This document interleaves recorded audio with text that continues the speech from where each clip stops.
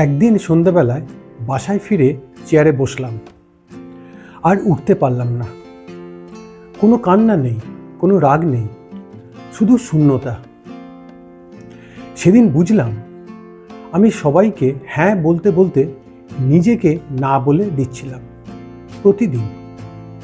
আর যদি তুমিও এটা ফিল করো, তাহলে এই ভিডিওটা তোমার জন্যই।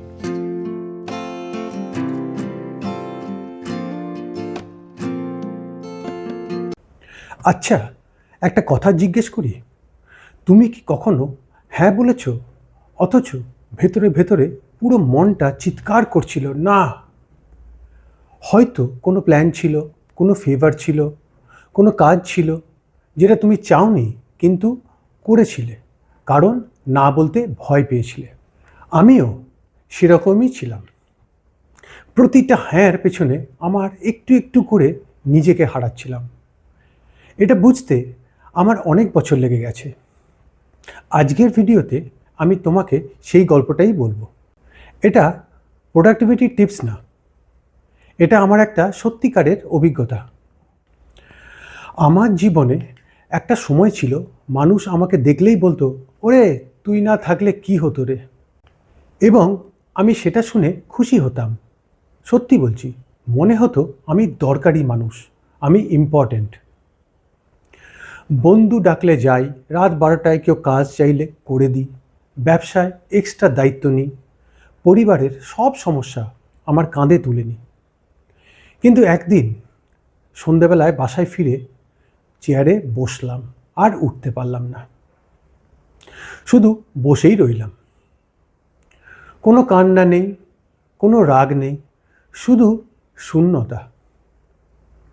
তখন বুঝলাম আমি সবার জন্য সব করছি, কিন্তু নিজের জন্য কিছুই করছি না। আর সেটা থেকেই শুরু হলো আমার না বলার যাত্রা। আমি প্রথম যেদিন না বললাম, সেটা ছোট্ট একটা ঘটনা। আমার এক বন্ধু, অনেক ভালো মানুষ, বলল, ভাই এই উইকেন্ডে একটু হেল্প করবি, একটু সময় দে। সেদিন আমার কোনো প্ল্যান ছিল না, কিন্তু আমার ছিল নিজের জন্য সময়। কিছু লেখা ছিল, কিছু ঘুম ছিল, কিছু চুপ করে থাকা ছিল। এবং সেদিন প্রথমবার আমি বললাম, ভাই এবার পারবো না, সরি।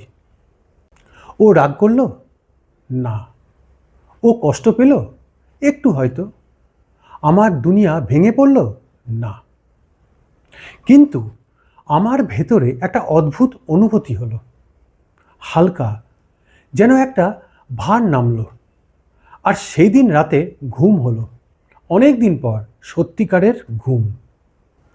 এখন তোমাকে বলি, না বলতে এত কঠিন কেন লাগে? কারণ আমাদের ছোটবেলা থেকে শেখানো হয়েছে না বলা মানে স্বার্থপর, না বলা মানে তুমি ভালো মানুষ না।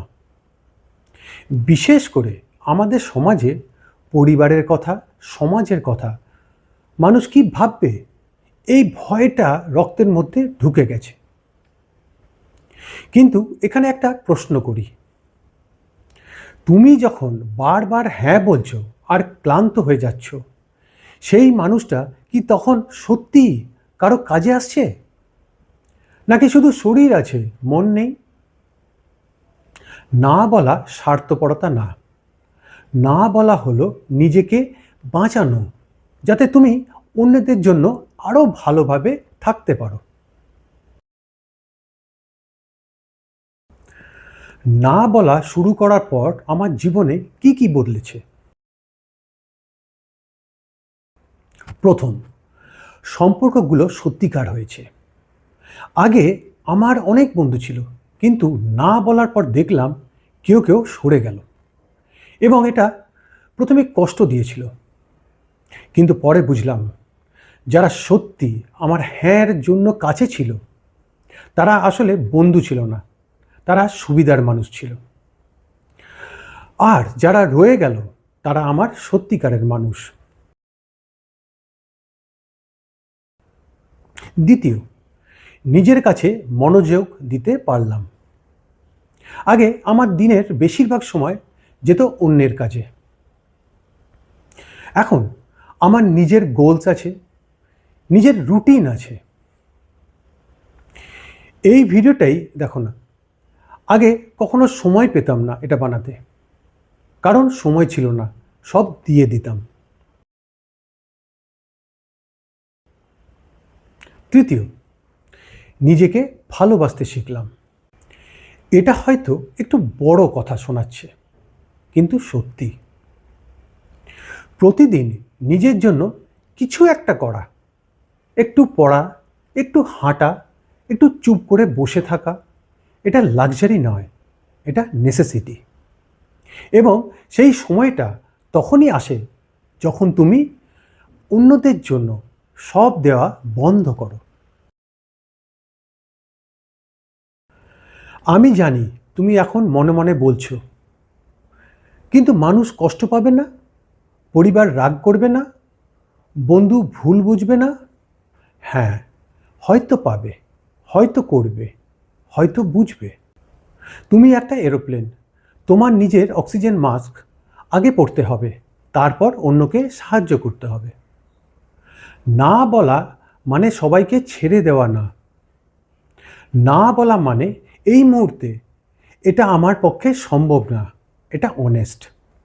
এবং অনেস্ট হওয়া মানুষকে কষ্ট দেয় হয়তো, কিন্তু ফেক হ্যাঁ দিয়ে একটা ক্লান্ত রিসেন্টফুল মানুষ হয়ে থাকা, সেটা কি কারোর জন্য ভালো? তো এখন তোমার জন্য একটাই কাজ, আজকে মাত্র একবার যেটাই তুমি হ্যাঁ বলতে চাইছো না, সেটায় না বলো। হয়তো ছোট কিছু, হয়তো কারো ইনভিটেশন, হয়তো কারো রিকোয়েস্ট। শুধু একবার বলো, এবার পারবো না, দেখো কি হয়। হয়তো দুনিয়া ভাঙবে না, হয়তো তোমার একটু হালকা লাগতে পারে। আমি এখনও পারফেক্ট না, মাঝে মাঝে এখনও হ্যাঁ বলে ফেলি, পরে নিজেকে গালি দিই। কিন্তু এখন অন্তত জানি না বলাটা দুর্বলতা না, এটার নিজের প্রতি সততা। এবং সেটাই সবচেয়ে বড় শক্তি। ভিডিওটা ভালো লাগলে লাইক করো, কমেন্ট করো, তুমি কি কখনো না বলতে পেরেছিলে, কেমন লেগেছিল। আর যদি মনে হয় কোনো বন্ধুর এটা দরকার, শেয়ার করে দাও। আমি আবার আসবো, ততক্ষণ নিজের যত্ন নাও।